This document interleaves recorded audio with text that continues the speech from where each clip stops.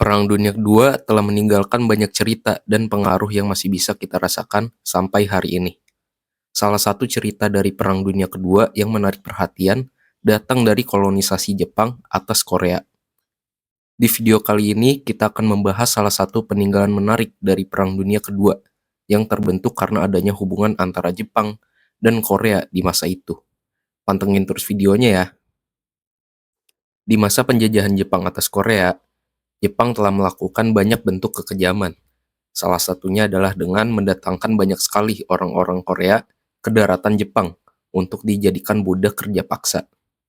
Orang-orang Korea ini dipanggil Zainichi oleh warga Jepang, yang artinya imigran Korea. Nasib para Zainichi ini sangat menyedihkan. Mereka didiskriminasi, ditindas, dan baik oleh militer maupun warga sipil Jepang.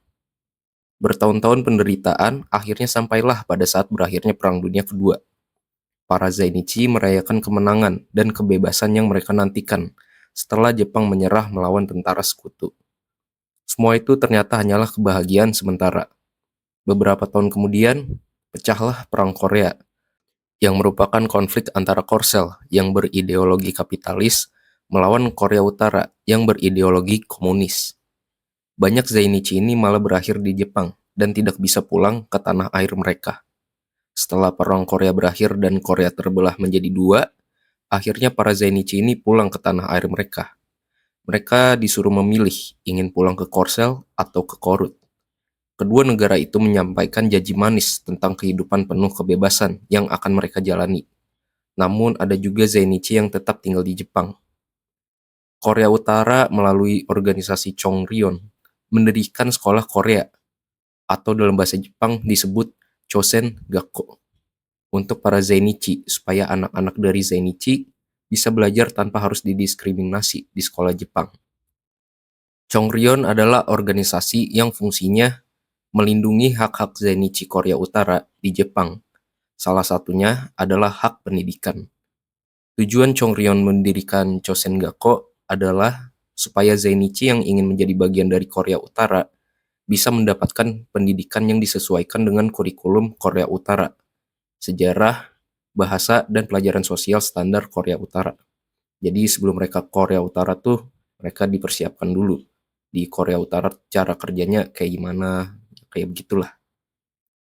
Sekarang kita coba bahas kehidupan warga sekolah Chosen Gakko di zaman sekarang. Kata pertama yang dapat menjelaskan kondisi warga sekolah Chosen Gakko ini adalah menyedihkan. Meskipun mereka sudah memiliki sekolah sendiri agar tidak didiskriminasi di sekolah Jepang, mereka nyatanya masih belum bebas dari diskriminasi. Jepang sebenarnya punya alasan mengapa mereka memperlakukan Zainichi Korea Utara seperti itu. Orang Jepang menganggap Zainichi Korea Utara adalah ancaman, bahkan sering dianggap sebagai mata-mata.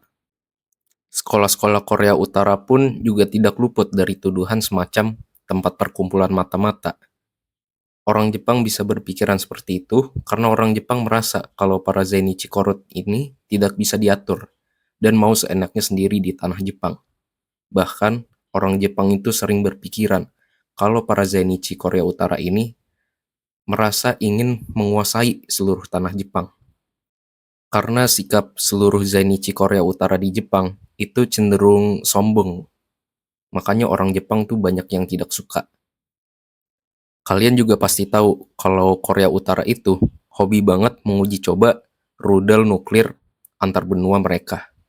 Nah, setiap kali rudal uji coba mereka melintasi langit Jepang, Zainichi Korea Utara ini sering didiskriminasi. Mereka sering banget dijadikan kambing hitam. Karena balik lagi, orang Jepang menganggap Zainichi Korea Utara itu adalah mata-mata dan ancaman. Karena adanya ketegangan antara Jepang dan Korea Utara, serta kelakuan Korea Utara yang meresahkan itu, akhirnya pemerintah Jepang memutuskan untuk tidak lagi mendanai sekolah-sekolah Korea Utara yang ada di Jepang.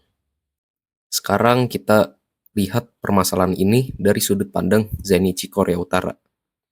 Para Zainichi Korea Utara merasa tertekan dan menyalahkan orang Jepang yang dianggap sudah berlebihan kepada mereka.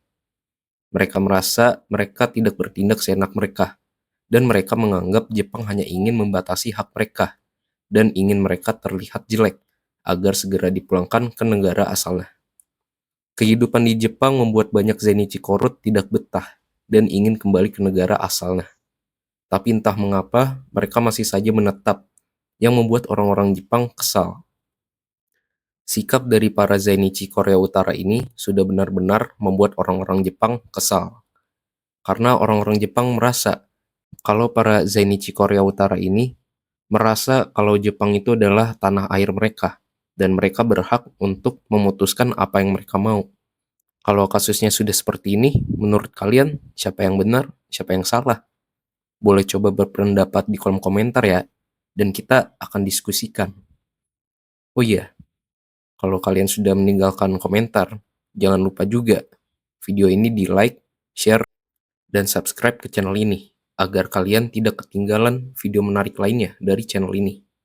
Kalau gitu, terima kasih sudah menonton, dan sampai jumpa di video selanjutnya.